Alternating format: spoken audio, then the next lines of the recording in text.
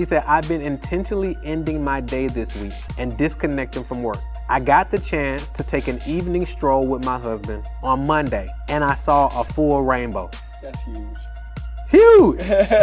She said, I saw a full rainbow. Just imagine the awareness and the abundance of seeing a full rainbow. Like, when was the last time you walked outside without your phone and you just admire all of God's creation? She said, so it still feels weird for my brain to chillax, but letting myself know it's okay. Bro, that's wealth, bro. Yeah. You know, kids, they'll be like, I'm just so bored because they can't do certain things. Like, well, you don't always gotta be doing something. Why you laugh? Because as entrepreneurs, we feel like if we're not working, then the business isn't moving or growing.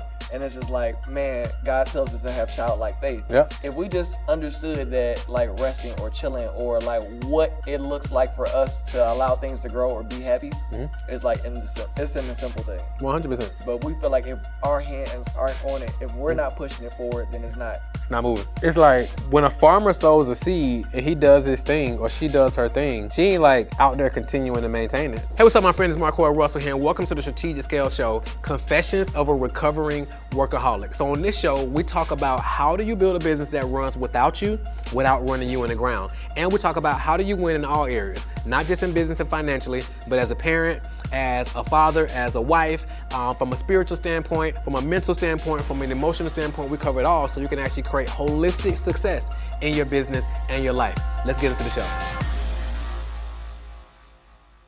All right, bro. So today the thought process came to me even as I'm thinking about like what I'm going to leave behind for like my future family and different things like that. And I get a chance to see you, Pastor D, even bro, just talk about their family and like what y'all are pouring into your kids now, what you're pouring into your family now. And like the thought process even in a single season is like, okay, we chasing money, get into a bag, we kind of monitor and measuring the wins.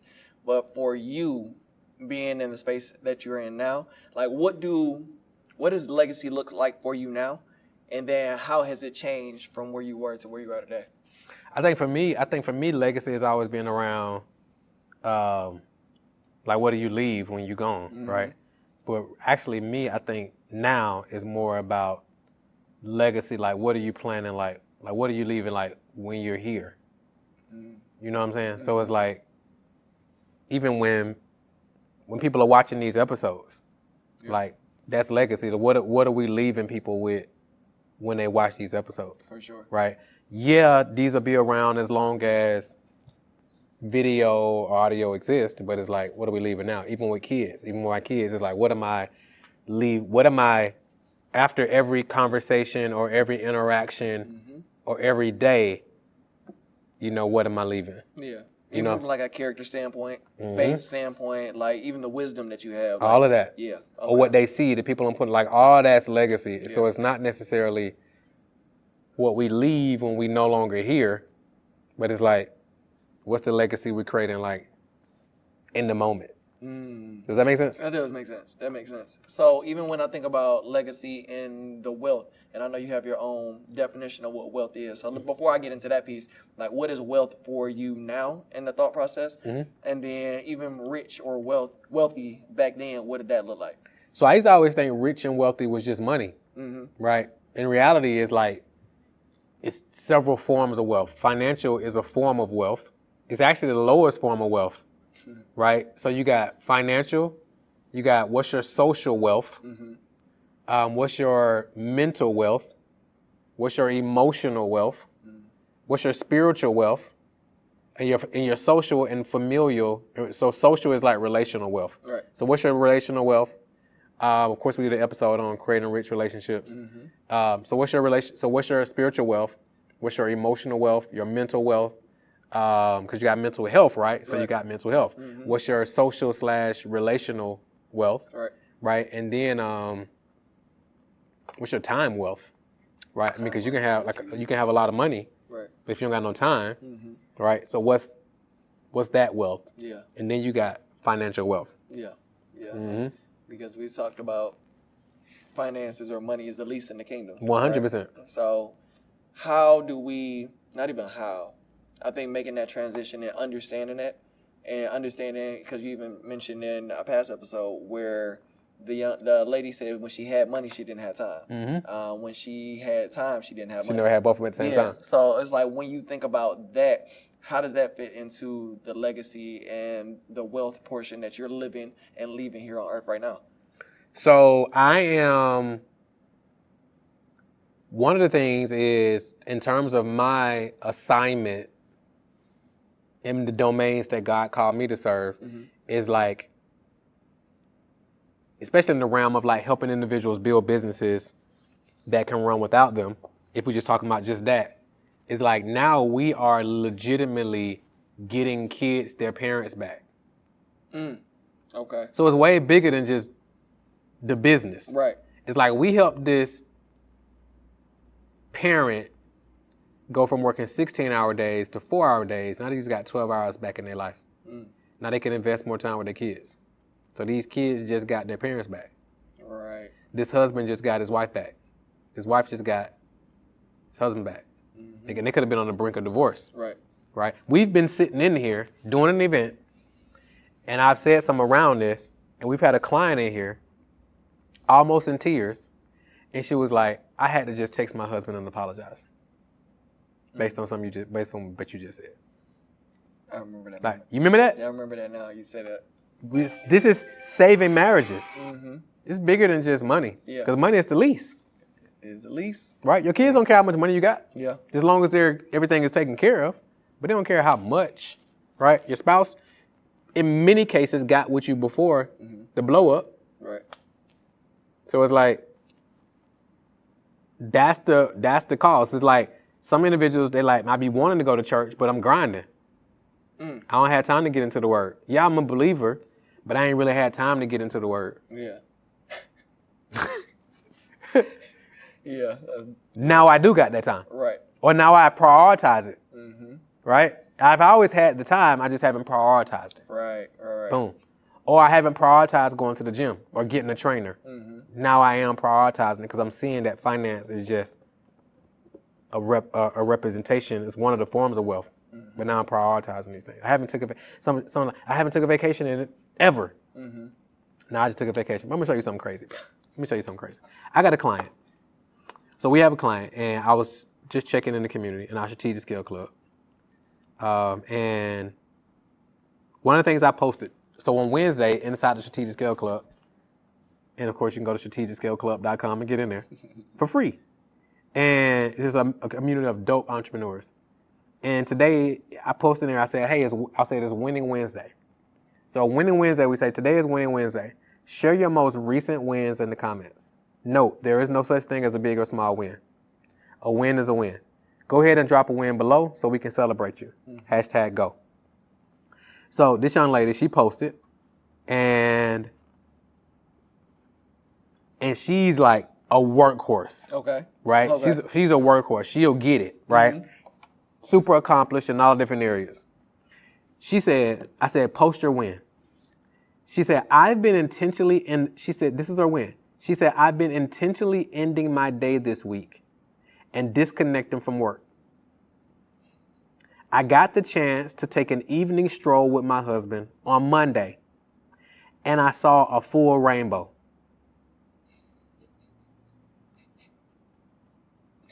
That's huge. Huge. This is a group of entrepreneurs. For sure. But we're talking about strategic scale freedom. Right. She said, I saw a full rainbow. Just imagine the awareness and the abundance of seeing a full rainbow. That's like, when was the last time you walked outside without your phone and you just admire all of God's creation? Most people can't say it. Most time we're walking around, we're scrolling, we're grinding, we're thinking. Right. It's like, when was the last time you... music. Yeah, you literally... Remember when we was little and we looked at the clouds and we was like, man, that cloud looked like... Man, that cloud looked like... When was the last time you did that? Yeah. When was the last time you looked and was like, man, look at the different colors in the sky? When was the last time it was like, man, it's a squirrel. Like, I was walking the other day outside and the squirrel was like right on the sidewalk and it didn't take off running. It was just kind of sitting there for a minute. You know, normally squirrels like take off. Right. It was just sitting there. But like, when was the last time you like took that in? Right. When was the last time you was like, man, that's a tall tree. Man, that tree had to be around for a long. When was the last time we took that in? So, bro, let me keep it going. And look, she caught the picture. Oh, that's dope. That's dope. She's taking a stroll with her husband. Right. She would have been working. Yeah. A year ago, she'd have been working. Yeah. And it's like now her and her husband gets the bill. That's true wealth. Yeah. So I said, wow, how you feel? And how has that been for you? She said, zoomed out, it feels really good and peaceful. In the moment of stop, so another thing, that's one of the things that we come here with. We come here with peace. We have peace. Right. A lot of times we don't feel peace because all this other stuff is blocking it. Right. So she said, it feels really good and peaceful. She said, in the moment of stopping my brain from disconnecting, feels like a speeding freight train coming to a sudden halt. Us entrepreneurs, we can relate. She said, it feels like I'm stopping my brain. And my brain on a day-to-day basis is like a speeding freight train coming to a sudden halt. Like how often are entrepreneurs every day, they wake up and get out of the bed and their brain, even when they're asleep, their brain is running like a freight train. Yeah. Out of control. Out of control. She said, stopping it felt like it's coming to a sudden halt. She said, so it still feels weird for my brain to chillax, but letting myself know it's okay. Bro, that's wealth, bro. Yeah. That is a win. That's a huge win. That's a win. That's a win if I ever heard one. Huge. Yeah. I mean, even you talking about today, what was the first thing that you did today that you switched up on? Yeah, I went outside and just grounded. Just sat in the dewy grass. It's kind of wet, barefoot, and just sat there about 6 a.m. And did my morning success ritual, read my devotional, meditated, prayed, did my brain training. Well, I actually didn't do my brain training, I still got to do that. Read through some quotes, like did my whole thing. Yeah. Journaled, just sitting out there in the grass with my feet in the grass, in the soil. That's a win. Huge win. That's a huge win, bro. How do you feel afterwards? Amazing. Man. Yeah. So I've been intentional about having slower mornings now anyway, just kind of in the season I'm in. But me going to do the grounding, I've always heard about it. I know people who do it, but me just doing it was a game changer. Yeah. Yeah. Yeah, game changer. And I think even like this being an experience for your first time, like I think about MJ, Roro, like them starting to be able to see you doing these things, like that's wealth. That's legacy. That's legacy. That's legacy. You know what I'm saying? That's currency. You know what I mean? So like that's incredible. That's legacy. So it's like when you think about those things, it's like, how do you measure those wins? You know what I'm saying? Because it sounds like you winning every day. But oftentimes we'll overlook a lot of the things. But like, how are you like kind of like capturing the wins? Or are you just living in the moment? Like, what does that look like? So a couple things. So what I do is, so before I go to bed at night, I have a purple journal next to my bed. It's called, wrote on it, the Book of Wins. And I write, what are 3 ways that I won today? And what are 3 ways I'm gonna win tomorrow? And I'm writing them in the journal. That's huge. And then I also do an end of day report. And with my end of day report, one of the questions is, where did I win today? That's phenomenal. Yeah, I don't think I don't think too many of us are doing that enough. And then we're going along our days not even knowing that we're winning. Not even realizing you're winning. Because we didn't mark off or check off the entire to-do list. Bro, I woke up this morning, the first thing I said is, thank you, God, today is a gift. That was the prayer. Yeah. Before I got outside, that was the prayer. Yeah. Thank you, God, today is a gift. Yeah. I mean, because I'll be on the same tip, bro. Like, I do my affirmations every day, bro. And let me see, where's my affirmation for today? The affirmation is, I know that I have everything it takes to build the life of my dreams. I am capable. That's it. Don't need anything. That's abundance, when you don't need anything. You're attached to everything is already done. You don't need anything. That's abundance. That's abundance. That's peace. Peace comes from thinking that you're missing something, you're lacking something. So peace and abundance technically have the same meaning. Say that one more time. Peace and abundance technically has the same meaning. Your peace is disrupted when you think you're needing something or something is missing. So is needing operating in the place of lack? 100%, which is the opposite of abundance. Right. So peace and abundance. Yeah. Where there's peace, there's abundance. Yeah. Where there's abundance, there's a peace. They go together. Coincide. Dang, that's good. Yep. And abundance ain't got to do with money. Right. Because because if you got $1 million in the bank, but you still like, man, I don't got two. You still in lack. You missed it. Yeah. You missed it. I got $5 million cash in the bank, but I don't got 10. Still lack. I was reading this book called Never Enough by this billionaire named Andrew Wilkerson. And he was talking about at him being a multi-billionaire, he's actually more stressed and more anxious now than when he was only doing like 5 million. Because he was like, he'd never rest, he can't turn it off. He was at a party one time. It's all billionaires there. They all flew in on jets, private jets. And one of the guys, it was like, what jet, what kind of, what you flew in on? And the person said what he flew in. Other guy was like, well, I flew in on this jet. But he was like, but it ain't that one. It ain't the big one though. I need that one. So even though he's a billionaire, multi-billionaire, flew in on a private jet, still no peace, no contentment, because he like, I still don't got the big jet though. Yeah. Is that abundance? No, it's not abundance. No. It's lack. No. Yeah. So that's so good, bro. Because it's like we're programmed in this hustle mindset, and it's like, how do you deprogram or like allow the inheritance of the peace and the joy that you and the abundance that you experience today? Like, how do you continue to teach that, even by the way that you're living? But like when you're checking in with them, like what does that look like? What are those conversations like? The interesting thing with my kids is that they are very privileged. Okay. Right? Okay. So it's like, so much so, typically my wife will like make them different things based on what she know they eat and don't eat. Okay. So imagine when I was growing up, like I grew up, I had 2 little sisters, but it's like my mom wasn't making all 3 of us different meals. No. It was like, we either gonna eat this or we're not. Right. Right. Or you go to bed for dinner. Right. But it's like my 5-year-old, he's super picky. But so she'll, cater to him, make him what he, wants. Other 2, right. So they're privileged. They don't need anything. It's like them traveling and vacationing and all that stuff is the norm for them. So the biggest thing is just reminding them that to appreciate everything, don't take anything for granted. Yeah. That's the biggest thing. Yeah. Like enjoy it. You don't got to apologize for it or change who you are, but just don't take it for granted either. Yeah. And also, there are certain other things that you may want to acquire or whatever, but don't let the desire to acquire those things rob you of the joy of like where you are right now though, and what you have right now. Yeah. So on the opposite end of that, and that's good. I don't want to take a pause for that moment.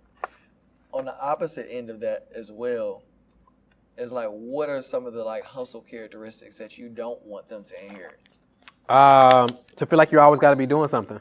So like sometimes, kids, they'll be like, I'm just so bored because they can't do certain things. Like, well, you don't always got to be doing something. So last year we went to, we bring in Christmas. We bring in this Christmas in a different country every year.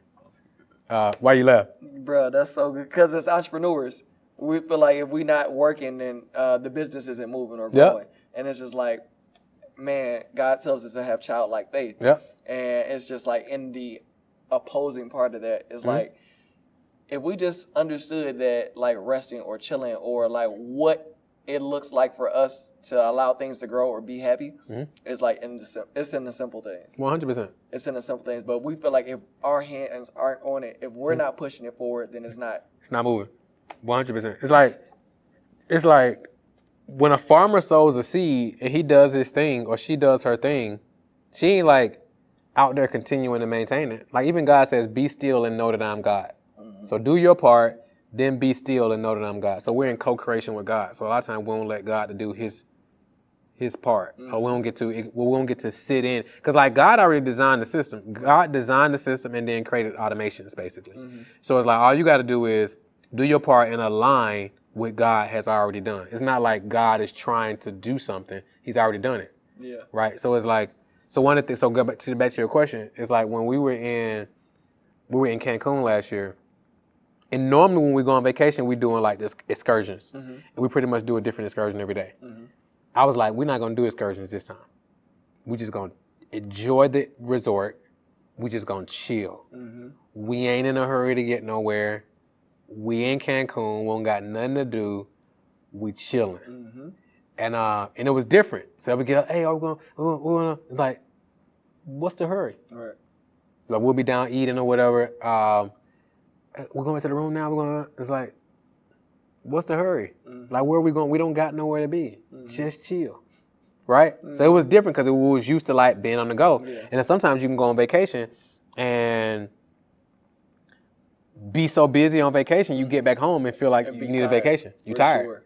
It's like, so we literally just chilled. And it was probably one of our best to date. 100%. We just chilled out. And where was that? It was in Cancun. Cancun.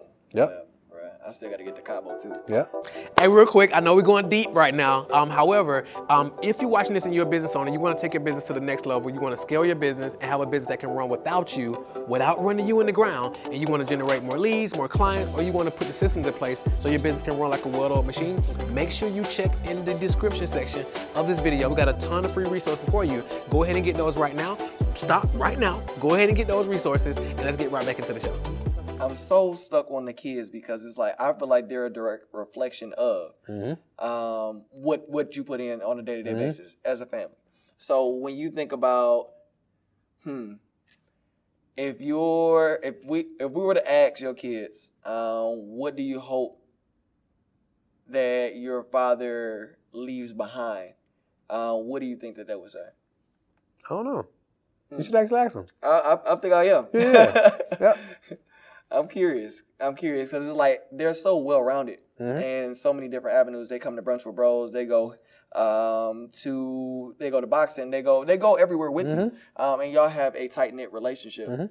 But then they also have a dynamic relationship with mom. So it's like just getting both sides of that. So I'm really curious because they like gaming as well. So yeah, I'm curious about that. I'd be curious. Yep. So even transitioning from that currency aspect, what do you think for you has, even when you talk about with Dre and like where y'all come from in business, like the mindset? Because I know we talked about a little bit with Dre is like, how do you sell mindset? How has mindset shifted the way that you look at wealth and currency and legacy right now? So a couple things. And before I hit on that, I want to hit on something you just said. So I think one of the biggest things I'm more so focused on is not so much in what I leave behind. It kind of goes back to our initial conversation. It's like, what am I seeding now? Yeah. Right? Yeah. Because if I leave this around, if I leave this money, because like generational wealth, a lot of times we think it's money.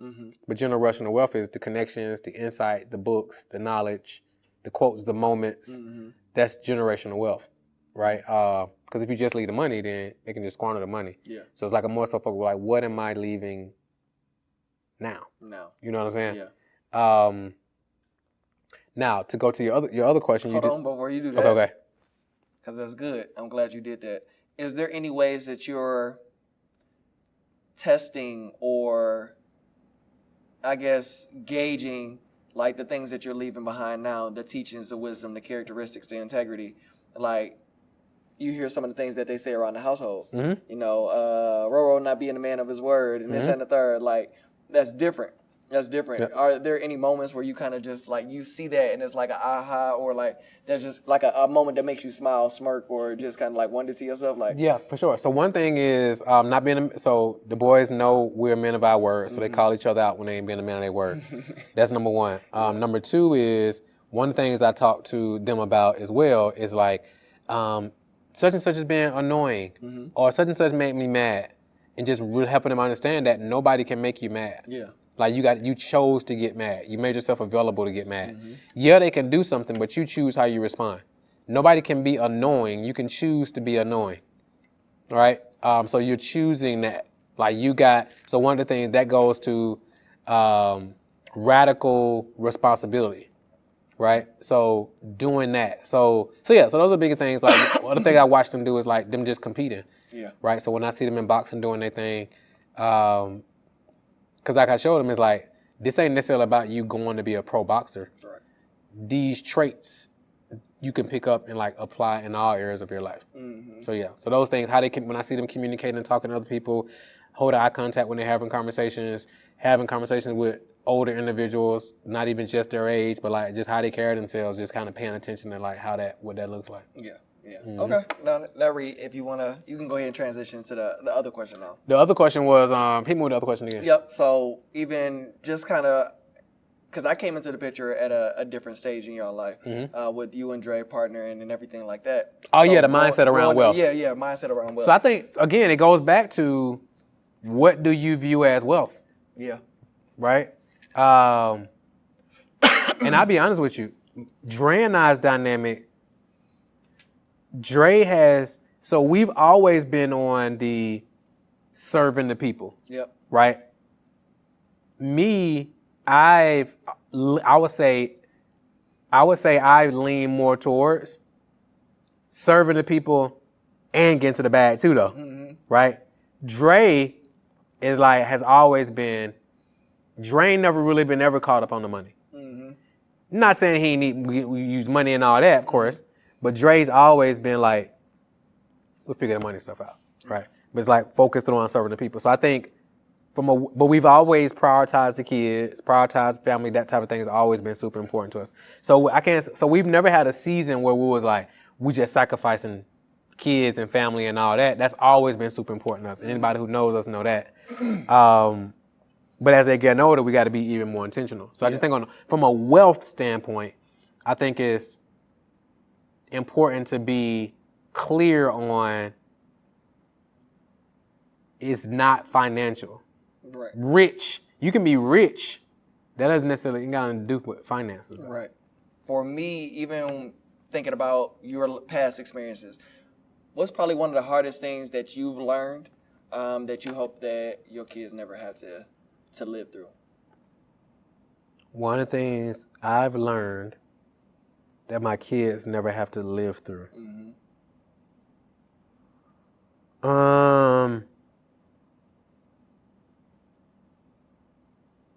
That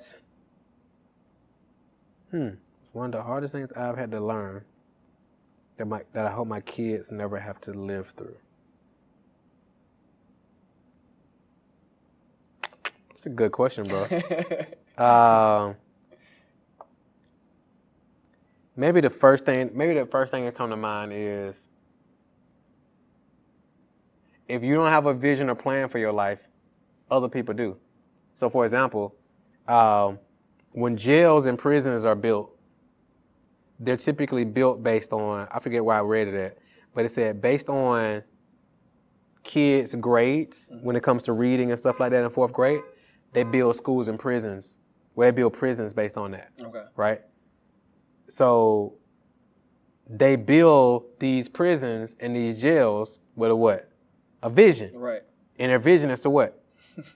Put people in it. Put people in it. Yeah. We need to fill this thing up. Right. So if you don't have a vision for your life, you end up falling into other people's vision, which may be filling this jail. Yeah. Right? Or it may be joining this gang. Or it may be whatever, fill in the blank, based on the vision that somebody else created. That make sense? That makes sense. Yeah. That makes sense. So I would say that's probably the first thing that came to mind. Yeah. And I think that's powerful, only because, not even only, but I think it's powerful just to hear that, because I don't think too many people are talking about that in regards to legacy. So, like, when you think about leaving behind a strong faith-based spirit of discernment within your family, like, what does that look like now? Because I know family, well, I know that faith, church, going to church, you've always been big, like, this is what we need to do.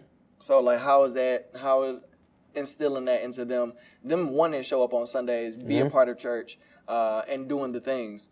Like, how have you gotten them engaged, or has it just been being in the right atmosphere? Like, what does that look like? So I think the biggest thing is, like, well, first and foremost, letting them understand that they are the church, right? So we come together in the building on Tuesdays and Sundays but it's not technically the church, right? When you go out, you're a representation. So what I tell them, like, when you go out, you represent your last name, right? So don't do anything that you wouldn't do around us. Right. Like you're a representation of your last name. You're a representation of God when you go out. So you're representing God when you go out. So them understanding that you are the church. Also, one of the affirmations that we do is I'm a God. So they know they're gods. Yeah. It's in the affirmations that we do in the morning. Yeah. Right? So them understanding that and then having their own individual relationship. And then being excited about church. Like the other day, we got family and friends day coming up Sunday. And Pastor was like, hey, everybody send out a text to invite 10 people to church. And on Roro, a 10-year-old, he was texting everybody he knew. But like Vanessa didn't even realize it. We didn't tell him like, hey, text everybody you know. Yeah. She had just happened to like, cause her thing is connected, and she saw he had been, cause one of our family friends, she was like, Roro texted me, invited me to church Sunday. Right, so he went in and was like inviting people to church. Yeah. Not because he had to, but because he wanted to. Yeah. But them doing the things because they want to, not because they have to, not from a religious, forceful standpoint. Yeah. No, because they want to do it. That's good. But I think that statement probably nailed the rest of these that I had, because that's phenomenal. Which statement? You were talking about how it carries over. Like it's caught rather than just being taught. So like they're picking up on these things, but like they're their own beings, person, and it's just like the way that you live. That's like I have to live it. Yeah, I have to live it, and it's like I can't micromanage the life that they're living. I can only show up as who I am. Yep. And pray and continue to surrender them back to God. That's and it. Pray that it resonates and sticks. 100%. Because the more you force them, the more they're gonna rebel anyway. Yeah. So it's like if you're sowing the seeds and you're providing the training, it's gonna kick in when it need to kick in. So you mentioned Quay, I think, in a couple episodes ago. My 21-year-old, he texted me the other day and he was like, "Hey, what's the guy who does the tire stuff? Because we got a guy who come out fix tires and all that." Yeah. And I was like, "Oh, let me get the number from Vanessa." And he was like, "I remember you showing me how to do it when I was little." So he was like, "I think I can do it." And I was like, "Well, you definitely know how to do it. But it's up to you if you want to do it or not, though." So he ended up getting the dude number. The dude was out of town. So fast forward, he ended up going to pick up the tires because it was at his grandma's house, his donut and all that. He got back, and he texted me later. And he was like, "Everything good?" And I was like, "You got in touch with him?" And he was like, "Yeah, he out of town though." And he was like, "I just went ahead and did it." He was like, "I remember it." And I just went ahead and did it. So this was, 15 years ago, maybe 10 plus years ago, easily. Yeah. Because he's 21. Right. So at least 10 years ago. And it's still. It kick in when it need to kick in. And here's the cool thing. Yeah. I wasn't a person who they just saw doing tires regularly. That ain't my thing. Right. So that one time was enough. Yeah. That's big. And it just hit when it needed to hit. Yeah. Yeah. And even, I know we talk about like the relationship and just having a village. And that speaks to even bro and sis, and just the people that you keep around. Like, I think it's phenomenal to like feel that energy, feel that love, feel that chemistry, and then everybody is like teaching the same way. Like they have the same beliefs, they have the same values. Like how do you attest that to like blended family, one village? Like how do you go about, like how does that work? How does that? Because people say it takes a village. Yeah. Like finding that village, like how do you go about finding and developing and building the culture that is that village? So I think we have to be careful to like take credit for that. I think God does all that. Again, let's just go back to scripture for a second. So even if we think about Moses, so Pharaoh, so let's go back a little bit. Let's just go Bible for a minute, right? Sure. So when Joseph died, he had brought his family to Egypt. And the Pharaoh was like, let's put them in Goshen. This is the best part of Egypt, right? So he had them there. And then when we go into Exodus, it talks about, and they were good. They was prospering the whole 9 yards. And then Joseph died. And in Exodus, at the very beginning, it says that it talks about a new king was put in position who didn't know Joseph, ain't care nothing about Joseph, none of that. All he knew was the Israelites were being fruitful and they were multiplying and they were outnumbering the Egyptians. And he was like, what if he was like, these individuals are going to, if we go to war, they're going to outnumber us and they might turn on us, right? So he was like, we got to, and they kept prospering. So he was like, we got to put them into slavery. So he put them into slavery, and the Bible says the more they oppressed them, the more they multiplied even more, right? So the Pharaoh was like, all right, he told the midwives, he was like, every new Hebrew boy that's born, kill him, right? If it's a girl, let him live. If it's a man, kill him. But they didn't do it because they respected and honored God. Right.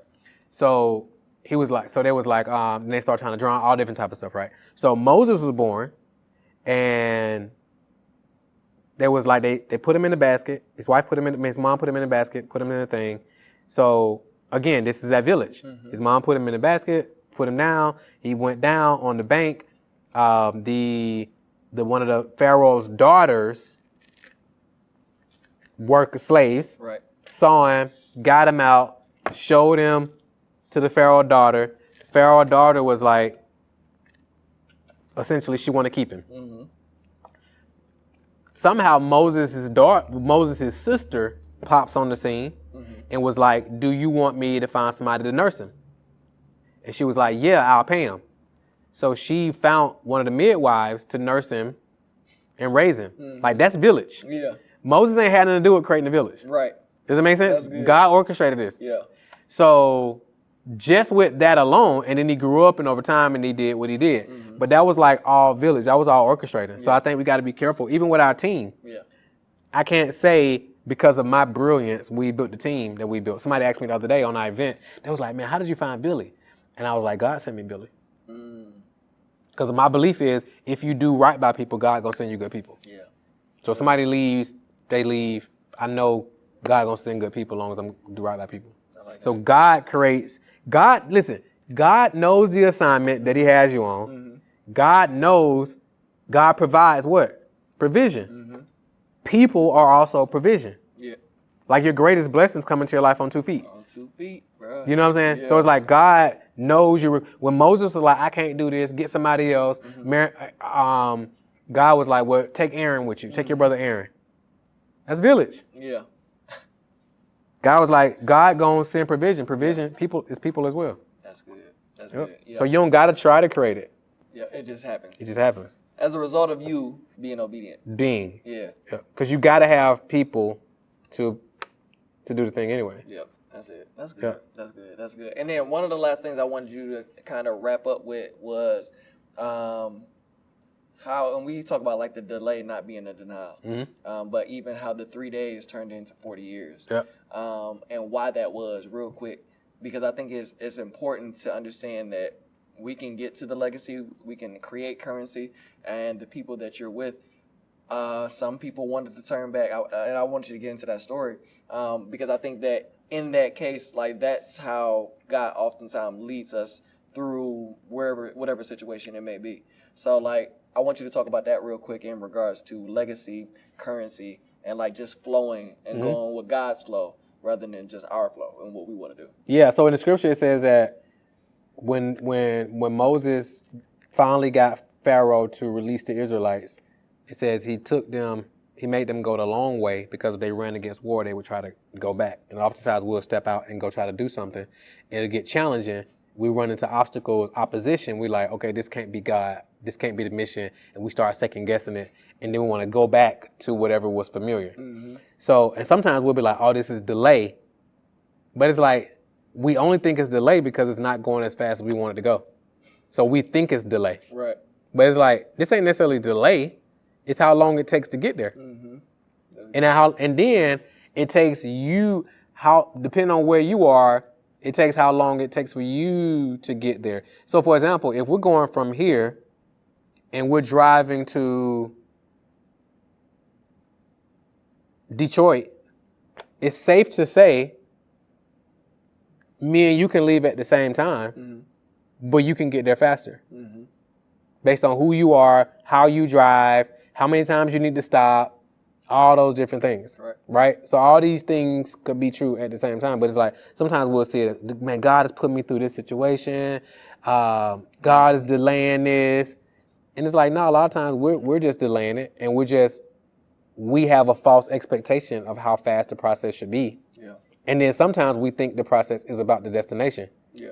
And not the process in itself. Yeah, for sure. That development, making those deposits. Mm-hmm. That's big. That's huge. I think even when I think about that, it's just like a lot of people don't even know that they're making deposits. Yep. So they'll overlook when it's time to make a withdrawal. Bingo. It's like Joseph, right? It's like Joseph went to jail. The cupbearer put his name in with Pharaoh. He got out. He translated the dream for Pharaoh. Mm-hmm. He told the Pharaoh, you should get a discerning person to like execute this plan I just gave you. Mm-hmm. And Pharaoh was like, well, we can't find nobody as discerning and brilliant as you. So he put Joseph in place, and he put him over all of Egypt. So some people would say, well, dang, he went from prison to the top overnight. But in reality, it was 13 years. Mm. Yeah. From him being sold by his brothers, to being in Potiphar's house, to going to jail for a few years because he got lied on, to then, but it's like it really took him 13 years. But throughout that whole time, what it says about Joseph is that he used his gift to serve, to freely serve in every instance. Yeah. That's good. Yeah. That's it, bro. We think about those examples, and even from the last couple of episodes, it seems like these examples from the Word, from the Bible, they correlate now. 100%. In any instance. Yeah, it's not an ancient. The Bible ain't an ancient book. Yeah. It's like it's principled. Right. It's a book of principles. It's not a book on religion. Mm-hmm.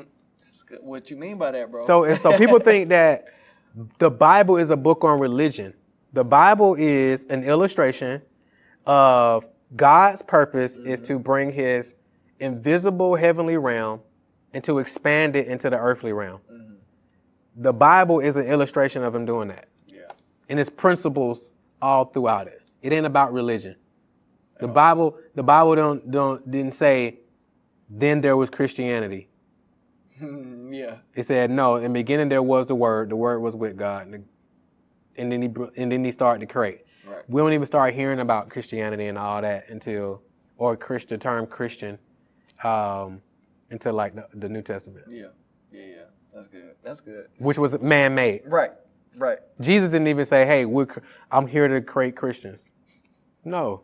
Jesus was like, I'm here to restore the initial plan that my Father set out. Y'all got it all off track. Yeah, that's powerful. Does that make sense? That makes sense. And I think that's where we lead and leave legacy is in the present, in our actions, in our character, right, 100%. In our faith, and the vision that God has already given us. 100%. You know what I mean? So, and I'm glad. I do think that that's extremely practical, the way that we kind of like went through this conversation, because we talk about lineage, we talk about passing these things down, and I feel like it is oftentimes seen as selfish if you have a gift that God has given you and you keep it to yourself, 100%, and hoard it, 100%, and you're not giving it to those that require it. Because I'm learning for myself that your test can be, and your testimony can be the thing that sets somebody else free. 100%. So it's just like, it's a beautiful process, but if we are not moving in alignment with how God wants us to move and operate, oftentimes we'll miss out on the lesson, but more importantly, the blessing that's supposed to bless other people. 100%. Yeah, so I appreciate that, bro. 100%. Yep. Let's get. Hey, congratulations on making it to the end of the episode. If you enjoyed this episode, you definitely want to check out the next episode that we got, probably popping up on the screen right here somewhere. And also make sure you subscribe to this show, and also check in the description section. We got a ton of resources for you to actually implement a lot of the strategies and insights when we talk about building a business that can actually run without you. Go ahead and do that right now, and we'll see you in the next episode.